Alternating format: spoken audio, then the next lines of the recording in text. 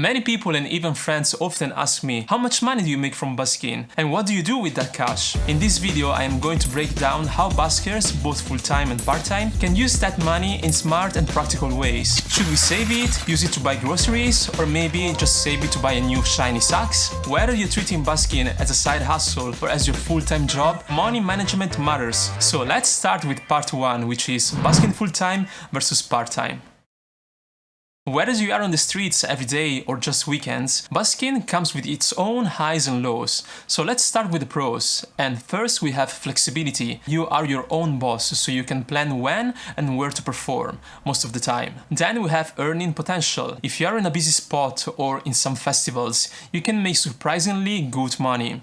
And then we have personal growth. As a busker, you will meet people, visit new places, and grow your skills and confidence with every performance. And now let's see the downsides. First, we have unpredictable income. Some days can be really good and other days can be really bad. And this is directly connected to the next downside, which is unpredictable factors like weather, shop owners might not appreciate you, the police. All these factors can directly impact your performance. And last, we have health. If you get sick or injured, it is really bad. Because if you get sick in your throat, you can't really sing, and if you try to push through it, this can really affect your performance. They are, however, two very different lifestyles. As a full-time busker, you are constantly on the move, city to city, festival to festival, because money is where the crowd is. You have the potential to earn more money and grow faster, but it comes at a cost.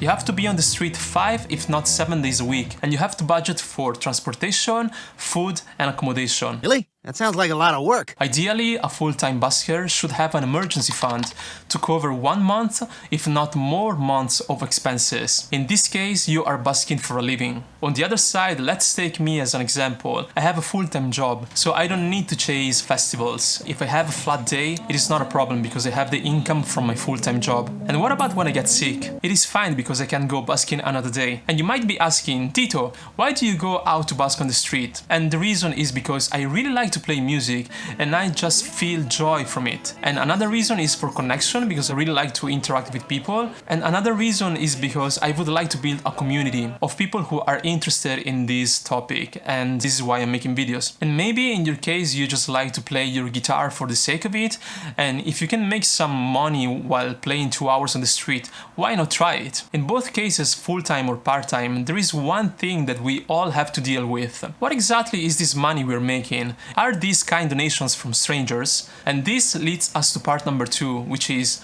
are tips taxable income or free donations?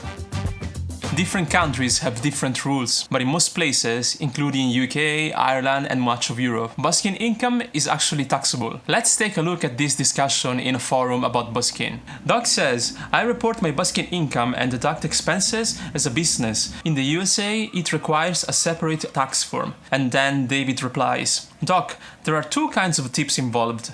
If you work as a waiter, people tip based on expectations of their service, so they are tipping for a specific service. That is taxable. But if you are performing and have a tip bucket, there is no expectation, so the tip is actually a gift, and gifts are not taxable. And this is the reason why I never play requests. To play a request means that they are tipping in exchange for my service. I don't work that way. Who do you agree with, Doc or David? Let me know in the comments below. I must say that in most tax codes, a tip is considered a taxable income and not a non-taxable gift. A gift typically must be first given out of generosity and not in exchange of a service like performing on the street, and second must be infrequent and unsolicited. You're absolutely right. You can do whatever you want with your money, but a good practice is to keep track of your income in a spreadsheet. After a busking set, I go home, sit at the desk and count the tips. This is essential to declare the income at the end of the year. And also you can see on the screen clearly how much you could earn if you busk 1-2 days a week, or I don't know, 2 weeks in a month. Set a budget and make plans for future expenses. And what about full-time buskers? Being registered as a self-employed opens doors to grants, to permits, travel visas and more. Let's take a look at this insight from another performer. Andrea Silva says, as a full-time musician, I have been declaring my income for decades. partly because I was selling CDs as my primary source of revenue on the street, and it's hard to argue that you're giving them away for tips when you're selling a few thousand discs a year. It's great to be free and not answering to anyone. I've lived that way for a long time. No tax returns, no credit rating. I basically didn't exist. I get it. But people might start to wonder how you can afford those things like a home or putting kids through school if you're not making any money. Another thing, because I went legit with my busking income, I was able to access financial support when COVID restrictions hit in Australia. The government viewed my activities as an actual job, which meant I was eligible for payments. A lot of street performers and musicians lost all of their income streams overnight. That is crazy, guys. Like, I'm happy that Andrea was registered as a self-employed. So what do you do with your busking income? Do you put it aside to buy some groceries, or do you save it to buy a new shiny socks? This leads us to part number 3, which is how do buskers spend their money? So let's see other insights from performers who shared what they do with their money. Let's start with Young John. I usually try to reserve my busking money for buying music related items and reinvest in music. Then we have Physiojazz, who says, I am in the US and I track everything on a spreadsheet, including cash tips and cashless tips, like Venmo, Zelle, and Cash App. Every month I set aside $100 cash for groceries, about $100 for splurging and other spending, and $40 for the barber, and everything else is deposited in the bank for personal bills. Next we have Harpy Girl, who says, I keep track of the money and register it as tipped income on my taxes. Whenever there is more change than I can comfortably carry in my change purse, I roll as many of the coins as I can and I put them with my savings, taking them to the bank when I make my next deposit. And then we have Susan Mom, who says, I put it all towards uni savings. And finally, we have C. Brio Drummer, who says, busking is my full-time job, along with sporadic gigs here and there, so I treat it as such. Today, I am more someone like Physiojazz. I like to keep track of my busking income on a spreadsheet, and I treat that money as regular income, and sometimes I buy groceries and little treats for myself. But here comes a problem. How can you dispose of so many coins without annoying the people at the tills? Hey, sorry, today I want a nice matcha latte with some strawberry juice and oat milk, please. Can I give you my 200 pieces of 2 cents? Is that okay? Here's your coffee.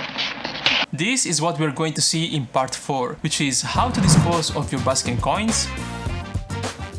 When I started out after a busking set, I'd walk into a shop and ask to change coins for bills. Sometimes it worked, but often I was rejected. It was something like, no dear, thanks.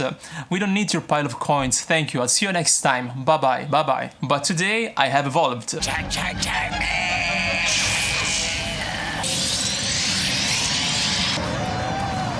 And here is my secret system. Well, it's very easy actually. I keep a little jar at home which is for the €1 and the €2. When the jar is full, I bring that money to the bank. The bank next door accepts lodgements or deposits for free, so with no fees. The rest of the money stays in my pockets, and then I go to the grocery store where they have self-checkout machines where I can use coins and debit cards combined. And that's it. No more stress and no more weird looks. So far we have seen how buskers manage their income and how they spend their money, and it looks like the more you busk, the more money you can make. But what if I tell you there is a way to exploit your busking earnings, to make so that your time busking doesn't equal how much money you can make, so that when you're busking on the street you can make more money on the side. Let's get straight into part number 5, which is how to make your busking earnings work for you.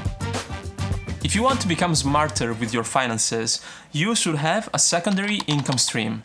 And you can do this by exploiting your busking earnings. Hear me out. Let's say you're busking on the street and then a kind stranger tips you €10 and he says, you sound awesome, this is for you, but if you don't touch it for a while, I will come back and tip you €1 more. Do we have a deal?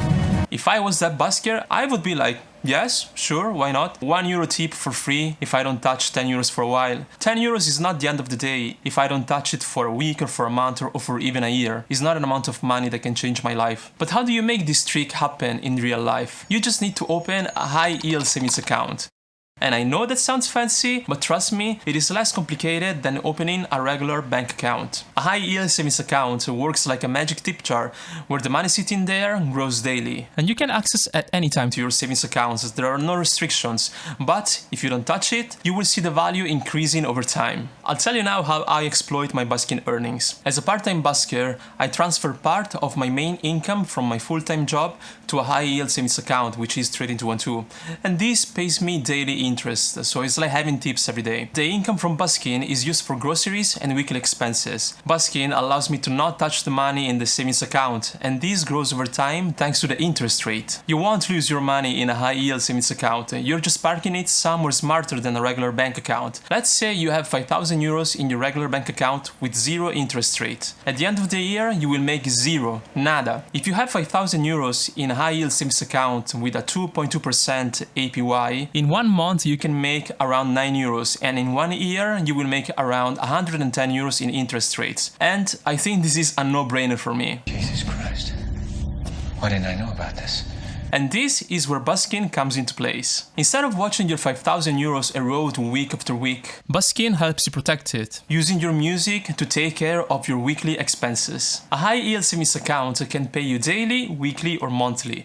These are the ones that I have used and trust the most. They are free to open with no maintenance fees and no minimum deposit required. And each of them offers different interest rates and features, so do your research and pick the one that fits you the best. When I first started busking, I had no idea any of these existed, how to track my money and how to manage my income. We weren't taught how to manage money at school, right? But learning these tools changed my life as a performer. It gave me clarity and confidence because I knew my effort was building something real. The goal of this channel is to give you useful tips that I have personally tried and that have transformed my busking experience for the better. I do really want you to be successful, and if something I've learned can help you grow, then we can all grow together. There is one more way to earn even more money on the side, a third income stream, and that is live streaming. In this video, I talk about a very affordable piece of gear to live stream on the street while busking. This is it, guys. Thanks for watching. Subscribe to the channel if you haven't already, and I'll see you with the next one.